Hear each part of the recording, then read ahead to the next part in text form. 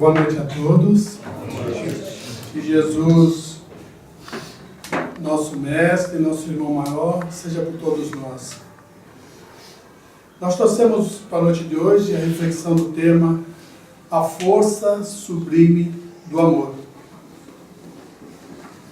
Nós vamos procurar entender esse sentimento, o desenvolvimento dele em nós ao longo dessa caminhada evolutiva. E nós precisamos sim considerar essa caminhada evolutiva, porque nós, como espíritos criados simples e ignorantes, transitamos por várias etapas até chegar aos tempos de hoje.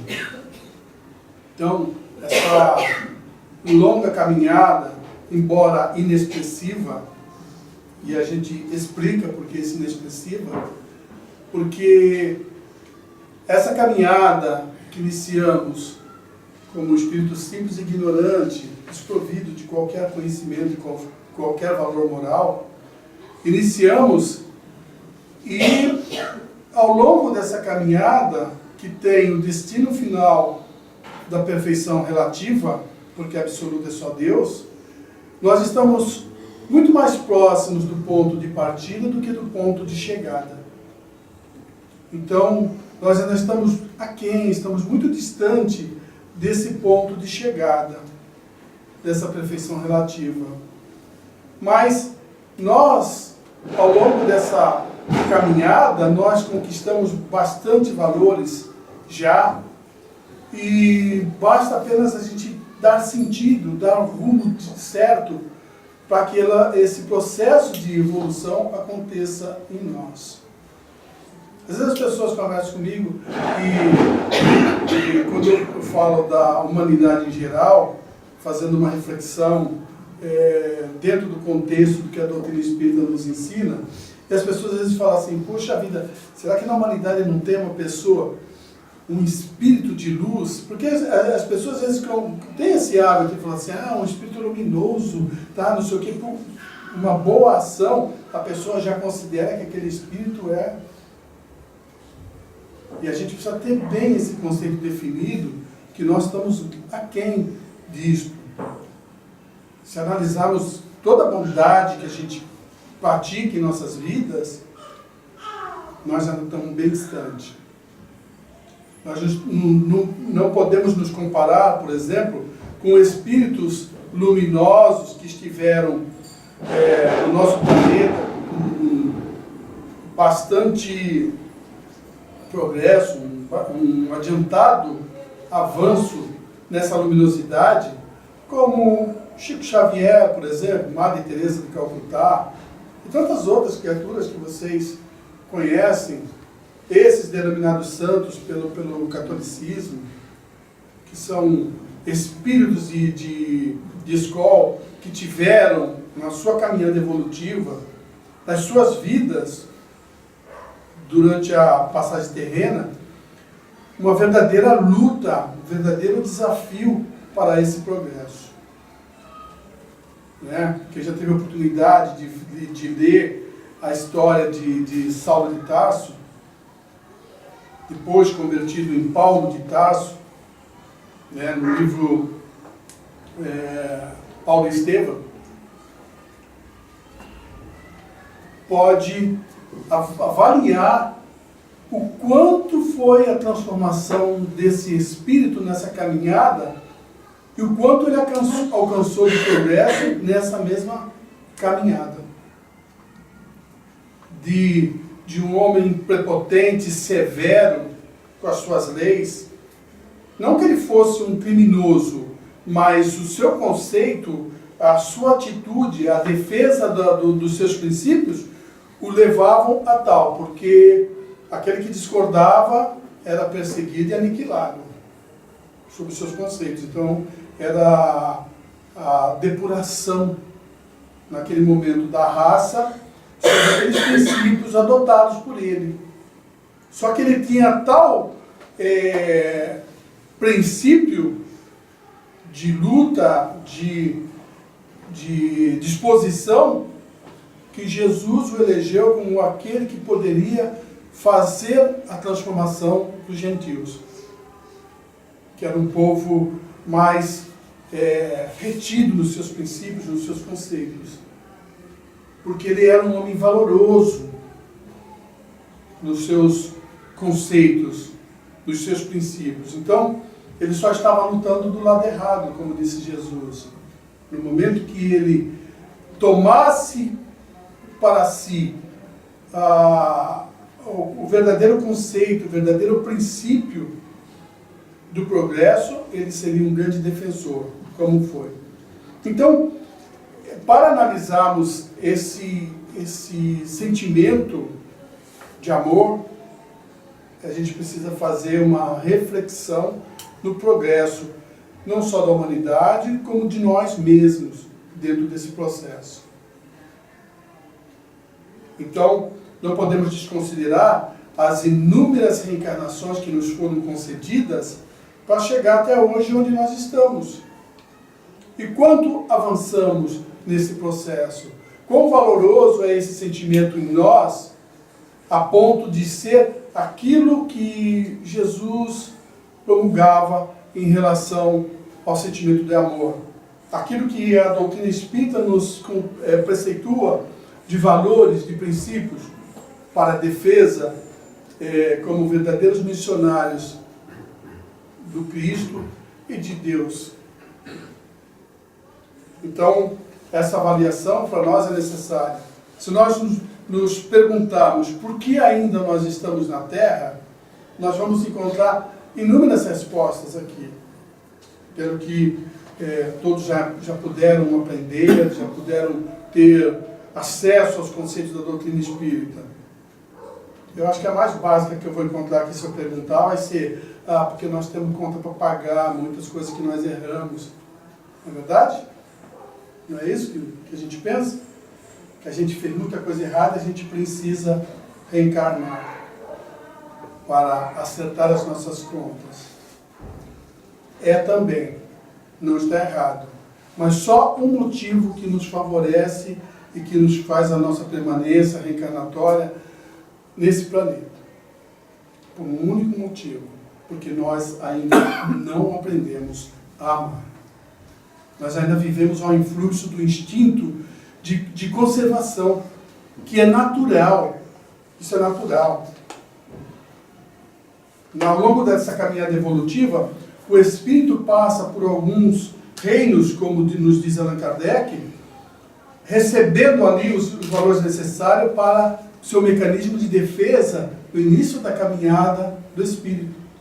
Então nós podemos ali avaliar, a partir desse início de processo de crescimento de valores, criar uma escala evolutiva.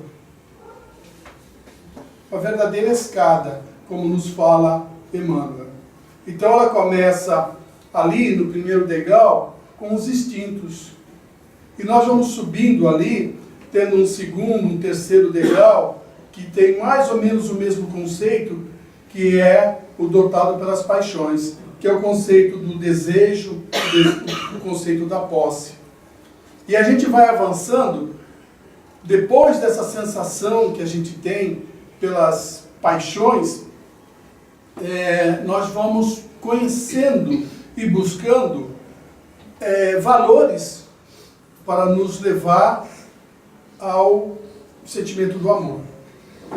Mas é isso que a doutrina espírita nos fala, que as paixões não são necessárias para que a gente possa, ao incuti-la em nós, a gente possa despertar o interesse para alcançar a busca da felicidade. Então, essa sensação que a gente vive através da paixão, e a gente vai discutir um pouquinho mais daqui a pouquinho, só estou querendo só primeiro completar essa escada, a gente vai, ao influxo dessa paixão, a gente vai conhecendo outros, despertando outros valores, que a gente acaba conhecendo esse sentimento de amor. Mas é um amor muito rudimentar, porque ele ainda está vinculado à simpatia, ao carinho que a gente tem, que a gente desperta pelas pessoas. É um amor muito primitivo. Porque ele, ao mesmo tempo que nos dá a condição de aproximação, de zelo pela criatura, nos dá também algumas sensações de posse, de domínio, quer dizer, um sentimento de amor que ele ainda não está desprovido das impurezas que lhe são prejudiciais, porquanto para alcançar aquele legítimo amor que Jesus se refere, já começa um outro patamar depois desse amor rudimentar que a gente aprende, que é aquele em que a gente começa a despertar o verdadeiro sentimento de renúncia, de sacrifício. Então, para a gente entender, a gente inicia a nossa caminhada evolutiva despertando os nossos valores intelectuais e ali passamos a ter o entendimento das coisas. Mas a gente vai buscando, desenvolvendo, a princípio, através do instinto. Nós somos induzidos, impulsionados na vida pelo instinto de conservação, instinto de defesa. Então, todas as nossas atitudes se baseiam nisso. Então, há uma predominância muito grande do egoísmo ali. Porque se a gente sente fome, a gente sabe que aquela dor que dá antes da fome, e quando nós temos a comida nos abastece, nós vamos guardar aquilo para, numa outra oportunidade que tiver fome, a gente se preservar da dor.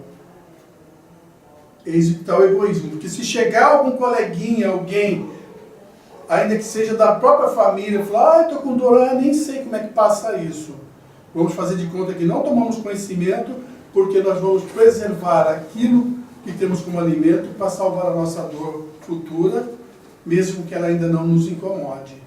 Então, esse instinto de conservação acaba despertando em nós um sentimento de egoísmo, que aí junta-se aos fatores de outras sensações que herdamos através dos reinos, por exemplo, a lei de atração, que é a que aprendemos no reino mineral. Essa lei de atração vai nos motivar a viver em sociedades, a buscar esse elemento de afinidade para junto de nós. Mas ainda assim, vivemos sob o influxo do egoísmo, da posse, porque queremos ter mais que o nosso semelhante, queremos ter melhor que o nosso semelhante.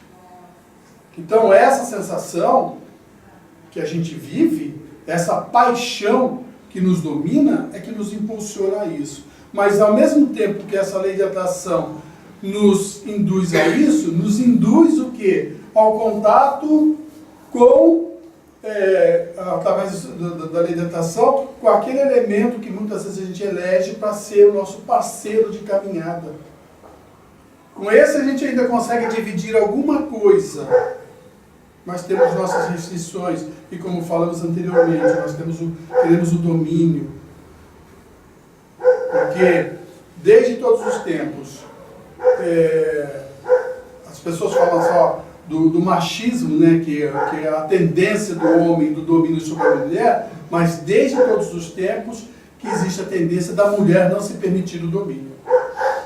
Então, trava-se uma luta, é uma sensação em que cada um quer defender o seu quinhão. Não é uma associação comum. É uma associação em que nós acabamos oferecendo aquela nossa parte, ainda que escondida, do egoísmo que ainda carregamos conosco. Então vencemos essa etapa, mas conseguimos desenvolver em nós aquele amor precoce, aquele amor rudimentar, que a gente começa a sentir um pelo outro, de uma proteção, de uma comunhão. Mas o Espiritismo, ele nos leva a esse desenvolvimento, entender essa situação, e nos leva ao desenvolvimento das virtudes, que nos faltam, que muitas vezes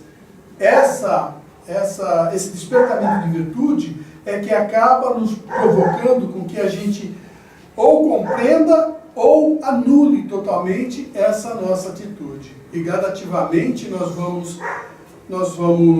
nos transformando, vamos nos mudando em função disso. Se nós perguntarmos qual a mais meritória das virtudes, como Allan Kardec perguntou, o Espírito de Verdade vai nos falar que nenhuma virtude pode ser considerada mais meritória que a outra. Mas a virtude, para ser considerada virtude, para ser meritória, ela tem que ter o sacrifício. Então começa a entrar numa outra condição que nós ainda não nos condicionamos, que nós ainda não nos favorecemos ao entendimento. Porque a gente acha o seguinte: porquanto que se a gente tiver que fazer uma caridade, fazer um benefício a alguém, e isso nos traga sacrifício, nos traga sofrimento, nós não vamos favorecer a outrem, porque vamos nos sentir prejudicados. Mas Jesus é bem claro na sua proposta. Se nós perguntarmos qual é o ser que tem uma característica mais elevada que já pisou no nosso solo terreno, todos nós vamos ter como razão que é Jesus. Então, por ele ser essa criatura, ser modelo e guia da humanidade, como nos diz a doutrina espírita na questão 625, ela nos dá um entendimento por quê? Do que aquilo que ele falou como proposta é absoluta e verdadeira. E qual foi a proposta de Jesus? Qual foi a proposta de Jesus em relação a todas as proibições, a todas as formulações dos profetas, dos estudiosos, dos religiosos de antigamente? Ele falou: não vim mudar a lei e os profetas, mas eu vim transformar num só mandamento, no maior mandamento, que é amar a Deus sobre todas as coisas e ao próximo como a si mesmo. Um mandamento de grandeza absoluta. Porque ao nós nos questionarmos sobre de que amor Jesus estava falando, de que intensidade ele estava falando desse amor, e a gente, se fizer uma reflexão plena, a gente vai perceber que a gente não conhece esse amor absoluto que Jesus falava. Se nós nos perguntarmos, nós como espíritas, que temos um entendimento, ou buscamos dar clareza às lições de Jesus,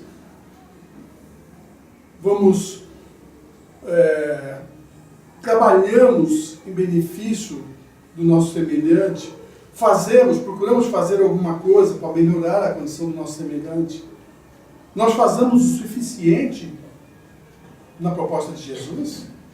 Será que fazemos mesmo? Quando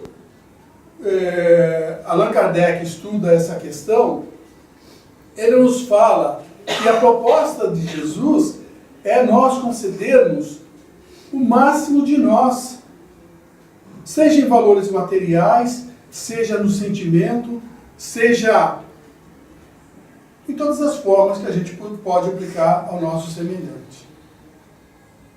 Já começa pelos valores materiais. Nós censuramos o evangélico, por exemplo, que ele paga o dízimo, 10% da sua renda. Não vamos discutir aqui para onde vai, com que finalidade, se está provocando enriquecimento ilícito, se tem alguém se aproveitando disso. Não é essa a questão.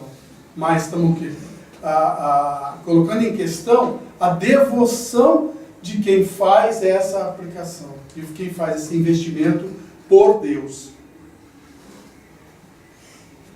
Eu acho que nenhum de nós aqui doa 10% do que pode em benefício do semelhante. Mas isso não é tudo. Não é porque eles fazem que são os melhores. Não estamos falando isso. Nós estamos considerando todos os pontos. É o amor absoluto a que Jesus se refere. A grandeza de amor. Então, essa reflexão nos remete a entender a questão 646 do Livro dos Espíritos, quando Allan Kardec interroga se aquilo que nós fazemos de bem, se existe uma escala para avaliarmos esse bem que nós fazemos. E o Espírito de Verdade fala que o bem, ele não pode ser avaliado dessa maneira. Não pelo aquilo que é feito, não pelo resultado que provoca, mas pelo desprendimento de quem o faz. Olha a questão como é colocada. Então, o que nos fala a doutrina espírita? Nos fala que o sentimento de amor que nos move a essa proposta que a gente tem de fazer o bem. E a gente vai lá e faz o bem. Mas será que a gente está fazendo o bem máximo que a gente pode? Será que esse é o nosso limite? Será que esse bem que a gente fez nos causou sacrifício? Ou nós demos apenas aquilo que nos sobejava, aquilo que não nos afetava? Quando dissemos que, se fizermos uma reflexão, nós espíritas, se estamos fazendo o bem que a gente pode, ou que em escala que nós nos colocaríamos nesse processo do bem, que avaliação que nós faríamos, não é uma avaliação de total desprendimento das muitas coisas que nós fazemos. Né? Quando o Espírito de Verdade fala que o bem maior é aquele, e mais meritório, é aquele que a pessoa faz com desprendimento, faz ao extremo do sacrifício, sem levar vantagem alguma. Esse é o ponto principal e fundamental. Porque a pessoa, às vezes, faz um palestrante. Vai, prepara uma palestra, tal, ele se esforçou para aquilo, ele estudou para aquilo, ele pesquisou o tema, pesquisou com cuidado para poder levar aos outros e a si próprio aquele conteúdo. Chega ao final, ele é gratificado com os aplausos. Em algumas casas espíritas acontece isso. Não é meritório. Porque não foi tanto sacrifício. Ainda é pouco. Então, algumas situações em que a pessoa se dispõe a fazer o bem, sai na madrugada para socorrer, aí a gente faz um processo comparativo. Há um exemplo que eu costumo citar muito em palestras, porque não é aquela criatura que a gente já conhece, que já foi, que nem o Paulo de Tarso, já tem uma história, teve próximo de Jesus, Não, próximo ao nosso tempo, século passado, Albert Schweitzer, um médico, estava com a vida aos 38 anos, constituída, já bem resolvido financeiramente, com a família, com tudo. Mas ele recebe como que um chamado espiritual e ele se propõe, ele era professor, ele era músico, era uma série de coisas, ele se propõe a estudar medicina. E ao se formar, a família já resolvida, ele abandona tudo e vai se internar em Lambaréné, no Gabão, para socorrer aqueles a que ele diria que seriam os irmãos de tez negra, a quais os homens deviam 400 anos de escravidão branca. Foi cuidar das criaturas com lepra, com doenças terríveis, contagiosas, e levantou a bandeira da fraternidade em nome de Jesus. Então a gente compara tamanho sacrifício numa encarnação e a gente se sente até insignificante pelo muito que a gente acha que faz. Então, no processo comparativo, nós estamos devendo, mas a gente tem o entendimento da doutrina espírita que as coisas acontecem gradativamente. E esse processo nós vamos alcançando pelo entendimento da doutrina de Jesus, pelo esforço que a gente faz e pela decisão que muitas vezes tomamos no processo reencarnatório. E aí, isso nos remete sempre a analisar a vida de Jesus. O amor que ele devotou. Ele não foi só palavras. O verbo dele foi capaz de modificar as estruturas das criaturas. Onde haviam dissensão, lutas, guerras, fratricidas, homicidas e etc, etc. Onde se permitiram instalar o amor, houve a transformação. Jesus transformou criaturas enfermas em sãs, criaturas saudáveis.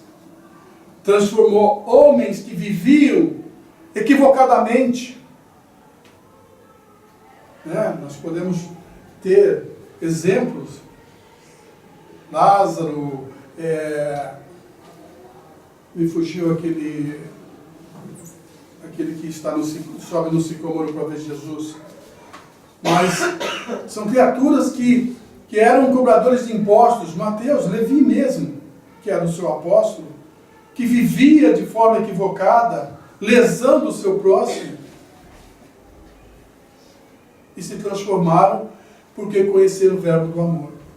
Prostitutas, mulheres de vidas equivocadas, que traíam o marido, as adúlteras, se transformaram porque conheceram o verbo de Jesus. Então, o amor de Jesus dulcificou a terra e intensificou a transformação moral das criaturas.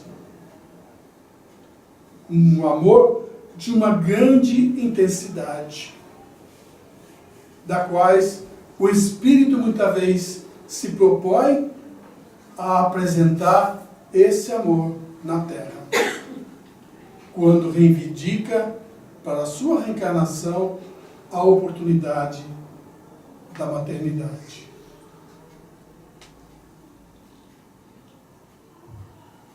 Acho que as mulheres sabem do que eu estou falando.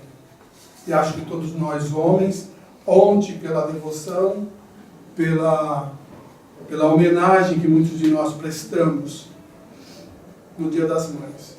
Mas nós precisamos entender o que significa isso, o que representa isso no processo da evolução. O amor de mãe na Terra é comparado em tal semelhança ao amor de Deus por nós. Um amor sublime.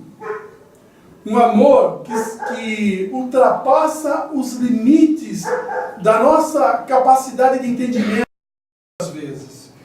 Pela renúncia, pelo devotamento, pelo sacrifício. A mãe faz pelo filho do que nós não somos capazes de fazer por um nosso irmão.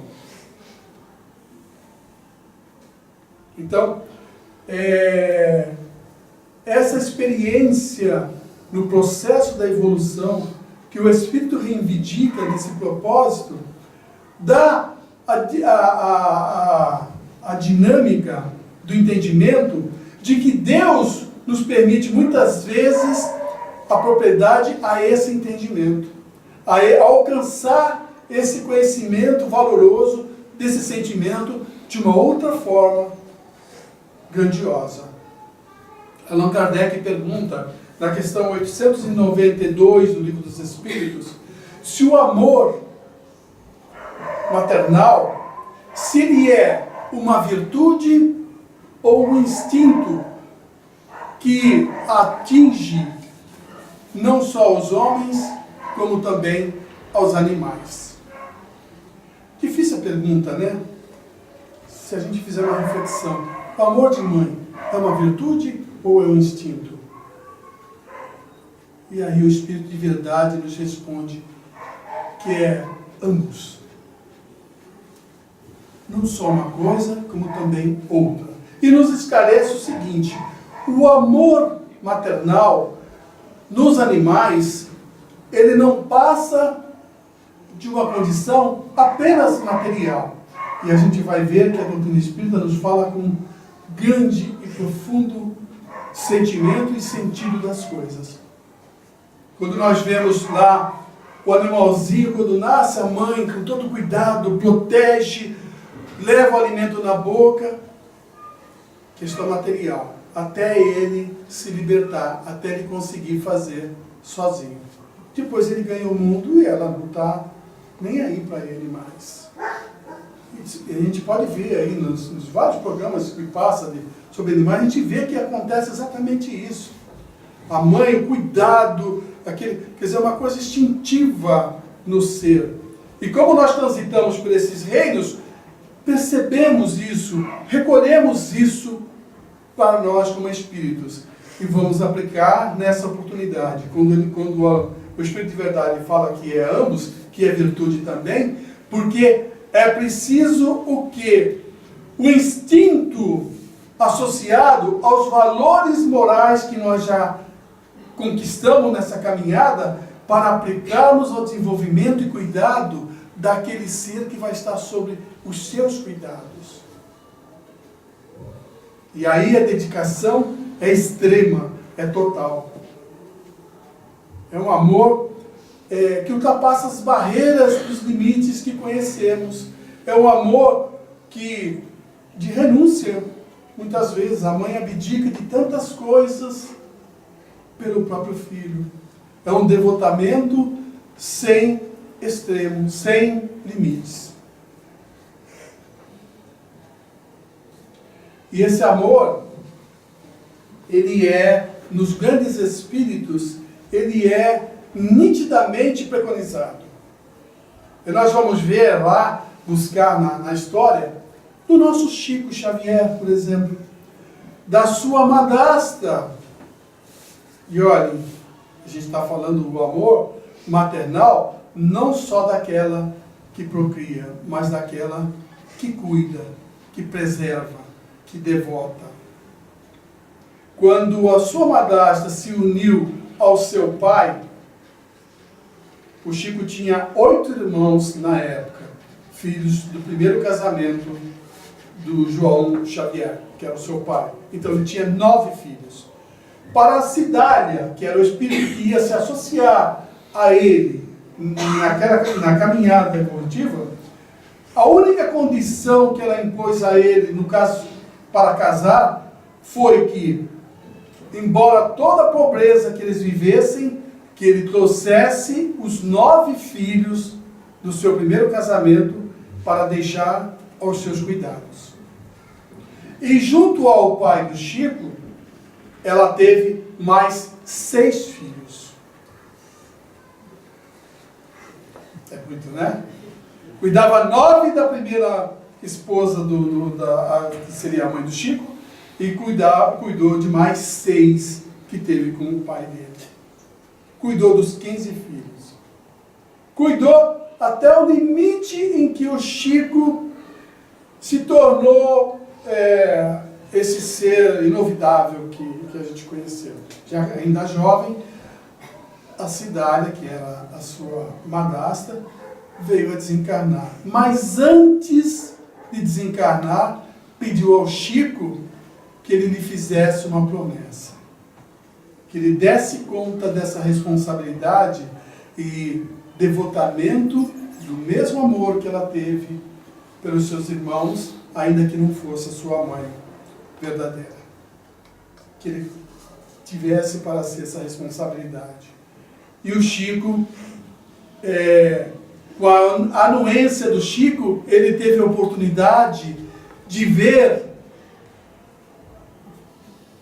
que ela, ao desencarnar, dois espíritos luminosos, mas de grandiosa luminosidade, aguardavam para o seu desenlace, até que ela, da mesma forma, se transformou num espírito da mesma intensidade que aqueles espíritos que vieram lá buscar.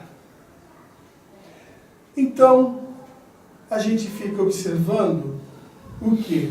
Uma pessoa que veio no anonimato, entre aspas, que só ficou conhecida como a madrasta do Chico. O grandioso era o Chico. Mas uma pessoa que veio numa tarefa humilde para, através da maternidade, dar o exemplo do grandioso amor que lustra os espíritos luminosos. Então, quando a gente pensar em alguém como um espírito de luz, como um espírito em plena evolução, a gente tem que dar esses créditos e perceber na sua caminhada evolutiva o seu sacrifício, o seu devotamento, a sua renúncia. Por isso que Jesus, sabiamente, nos ofereceu a única condição para a gente se tornar esse espírito de escola, esse espírito fabuloso, esse espírito luminoso de grandiosidades e de valores, quando ele nos ofereceu a condição: aquele que quiser vir após mim, negue-se a si mesmo, tome a sua cruz e me siga. Nem sempre a cruz é sofrimento. Ela pode muito bem ser devotamento. E as mães o fazem com uma plenitude apenas confiável por Deus. Para todas as mães que tiverem que experimentar o seu dia, não só considerem que aquele é o seu dia, mas que todos os dias sejam os seus dias. Porque é essa experiência nobre que nos motiva a alcançarmos um dia como espírito em caminhada evolutiva, para que o nosso propósito, o nosso empenho, o nosso devotamento esteja a essa altura. Muita paz em Jesus.